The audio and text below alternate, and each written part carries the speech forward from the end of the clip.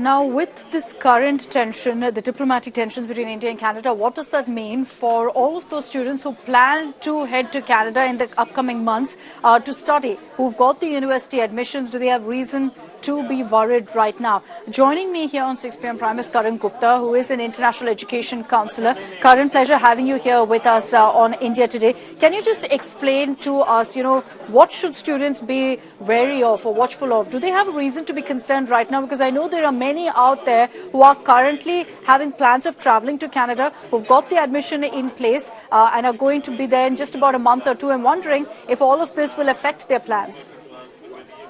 Absolutely. Now, we know that there are 8 lakh international students in India, out of which 40% are Indian, and that's nearly 3.2 lakh Indian students.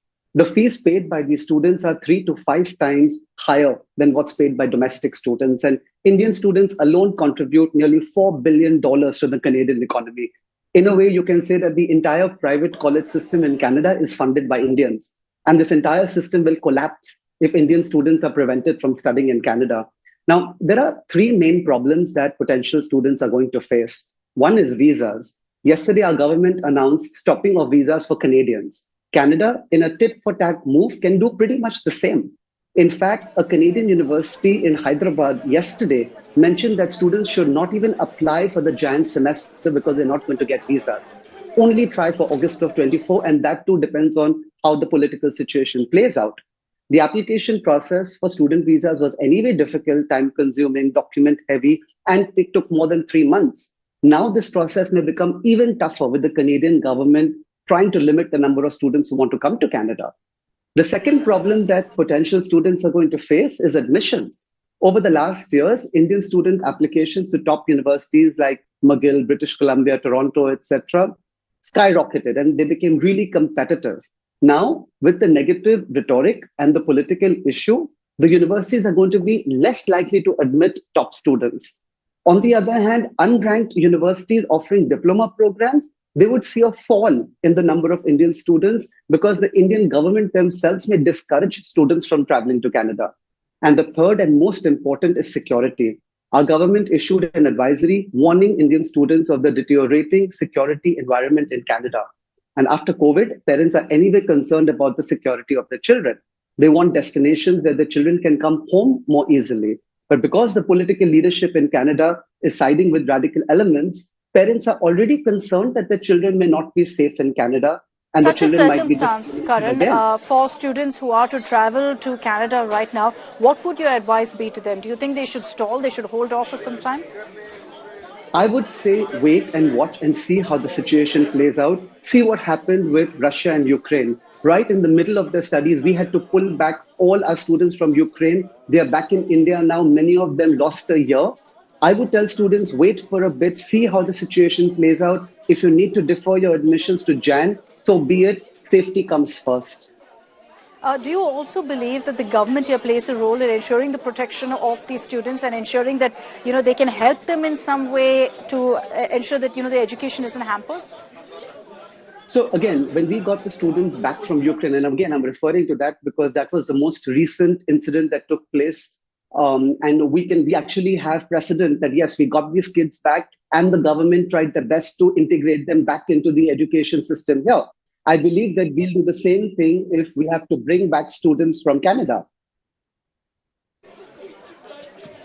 All right. Karan, request you to stay on with me. I know there are a lot of questions right now doing the rounds about the visa process that's underway right now, whether it impacts those who want to travel to Canada, etc. Let's just break that down for our viewers. Karan, request you to stay on with me.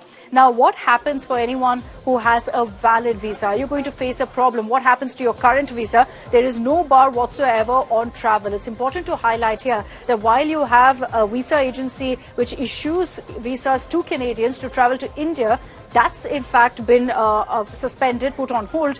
There's no bar on travel right now. Flight operations continue normally. So your current visa still very much valid. Can you travel to India, Canada, I beg your pardon? If you have in fact scheduled to travel, there's no bar whatsoever. You can go ahead and travel without any problems. There's no bar on Indian travelers.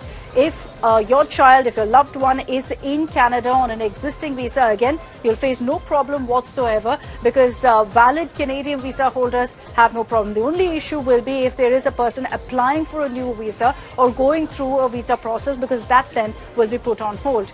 If you've planned a holiday to Canada, should you go ahead and reschedule it? Well, that's for you to take a decision on based on the advisory. But if you choose to go ahead with your travel plans, there will be no problem. If you have a valid visa, you can go ahead and travel again. Now, these are in fact some of the details that are very, very clear right now about the visa. And what's at this point, the message is very clear, Karan, that, you know, for Indians right now traveling to Canada, or for Indians in Canada who want to come back, if they have a valid visa, there's no problem whatsoever. So I know there are a lot of Indian students right now in Canada who are extremely concerned. What's your message to them? Do they really have reason to worry now?